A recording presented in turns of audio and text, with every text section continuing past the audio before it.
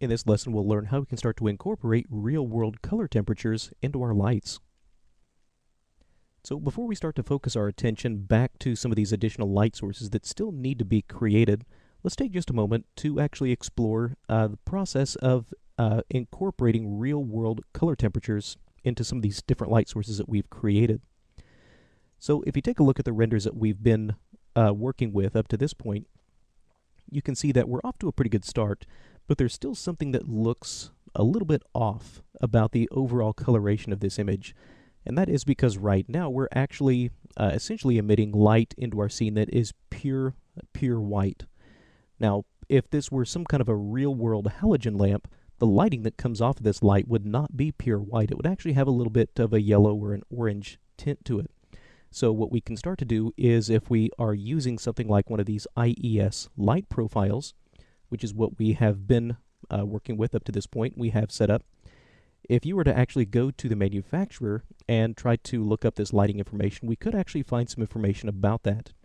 For example, if I were to go to GE's website and actually look up this particular lamp, this 20860 lamp, I could actually find that this light's color temperature is about 3200 degrees Kelvin, or actually about 3000 degrees Kelvin. Now, what we can do is begin actually using some of these mental ray nodes to begin plugging that proper light information into this light. So let's go into the mental ray lights. Let's go to the MIB black body. Right, and if I double click on this, we can actually input a color temperature for our lights. Now, 6500 degrees Kelvin is pretty much pure white. So again, based on the manufacturer's lighting information, or the manufacturer's color temperature information for the lights that we're using, I'm going to set this temperature to 3000 degrees Kelvin. Now, to plug this into our light, what we need to do is select our light itself, either here in the viewport, or you can just go into the Lights tab. Let's go ahead and press Control-A to open up the attributes. And now let's take this MIB black body, middle click, and we'll drop this into the color. The color of this light may turn completely black here in the viewport or in your swatch. That's completely normal. Let's just go ahead and keep going down the list. Let's take this MIB black body, middle click, and plug this into the color of all of our different lights. Okay, so working my way down that list. Sometimes this can take just a moment, but the beauty of making this single connection multiple times is the fact that now at any point in time, if I decide to come back and adjust the lighting information or the color temperature, I just have to adjust it in this one node, and now every one of my lights that's using this node will be updated simultaneously. So now we have this set up. Let's go ahead and see what this is going to look like in our render. Again, back to our camera view. Let's save this image for comparison and re-render. Now, once this render finishes, we can see that our light is definitely much more of an orange color, and this is actually using the proper color temperature for this light. Now, looking at this, you can see that our final result is probably way too yellow for what we would want, but this is actually physically accurate.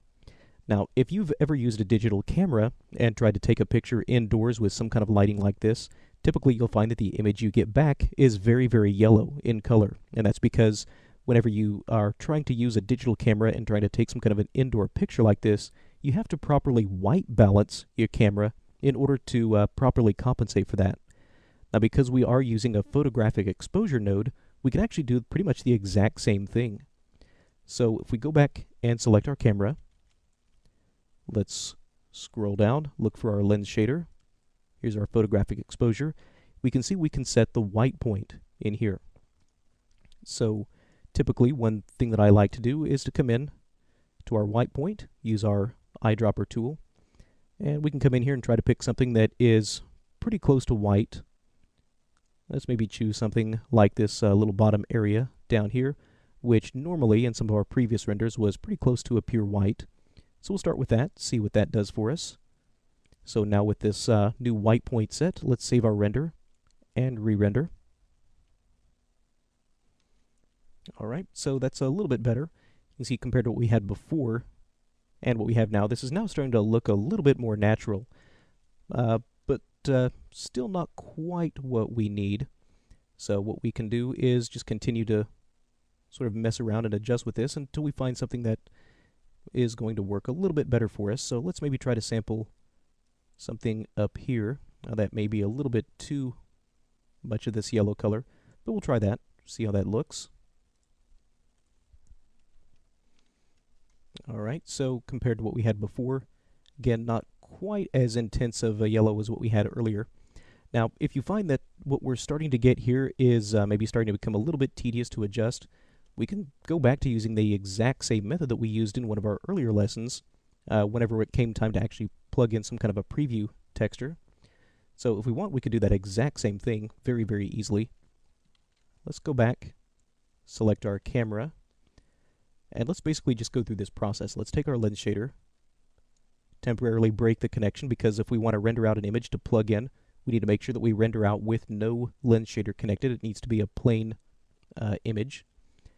And with that, go ahead and set this to render out something like exposure test 2. And now let's batch render. Alright, once we've rendered out this EXR image, let's come back and prepare this for being plugged back into our lens shader. Now remember, we need to come back into our indirect lighting, make sure that we disable the calculation of our irradiance particles since we don't really need that at the moment. Let's go back to our MIA exposure. Go ahead and select our camera, middle click, drop this back into our lens shader. Let's go ahead and follow this connection. Let's plug in our new image that we want to use. Back to images, exposure test 2. Very good. And now turn on use preview. So now we should be back in a situation where we can use the instantaneous preview. So as soon as I hit render, you can see immediately we get our result back. And just like before, switch to an IPR so that way I can get pretty much instantaneous feedback. And now I can come in back to my white point here. Very nice. Might switch this back to maybe hue and saturation. You can see now as quickly as I can make adjustments to this, we can start to see that new image being re-white balanced. So essentially all I have to do is come in here and try to find something that is going to be a little bit more suitable for me. So we still get a little bit of a orange tint to these lights, but overall something that is not quite as fake as what we had before, because you can see, because we are just using pure white light, that's something that just doesn't look quite right in this image, where now this is starting to look a little bit more natural. So let's come in, and in my case, I might drop that down just a little bit more, although every situation is going to be just a little bit different, so feel free to adjust this until you find something that is artistically going to be pretty close to what you want. There we are. So I'll go with something like that. So again, just a little bit more natural lighting compared to what we had before. So now that we have this set up and in place, some more realistic lighting information that's been brought into our scene, now we can start this process in our next lesson of beginning to come back and focus on some of these additional light sources that we can now start to create.